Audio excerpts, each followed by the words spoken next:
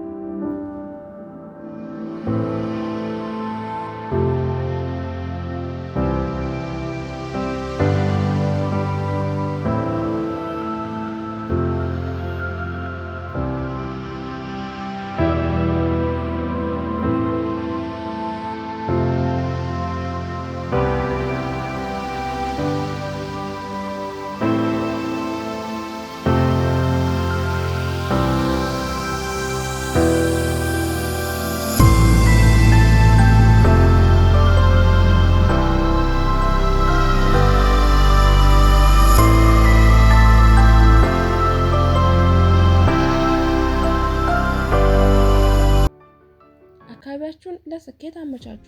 ስልካችሁ ካጠገባችሁ ካለ አሸንፋችኋል ማለት ዘበት ነው። ትኩረታችሁን የሚወስዱ ነገሮች ሁሉንም ከአካባቢያችሁ ላይ አርቁ። ሶስተኛውና ዋነኛው ራስን ይቅር ማለት ጥበብ ነው። ትልቁ ስህተት አንድ ቀን ስላልተሳካላችሁ እኔ የማይሆንልኝ ሰው ነኝ ብላችሁ ተስፋ መቁረጥ ነው። አቤልም ይሳሳት ነበር፣ ግን በሚቀጥለው ቀን ራሱን ይቅር ብሎ እንደገና ይጀምራል። ስንፍና የታተመባችሁ ማንነት ሳይሆን ልታሸንፉት የምትችሉት ልምድ ነው። እስከዚህ ሰዓት አብረኝ ከቆየህ አንተ ለውጥ ከሚፈልጉት 1% ውስጥ ነህ ማለት ነው። አብዛኛው ሰው አይቶት ብቻ ያልፋል፣ 1% ግን በተግባር ይለወጥበታል። እውነታው ግን ይህ ነው። ቪዲዮውን ማየት ብቻ ህይወትን አይቀይረውም፣ ተግባር እንጂ። አንተ ከየትኛው ጎን ነህ? ዛሬ ለመለወጥ የወሰንክ ከሆንክ ዝግጁ ነህ ብለህ ኮመንት አድርግ።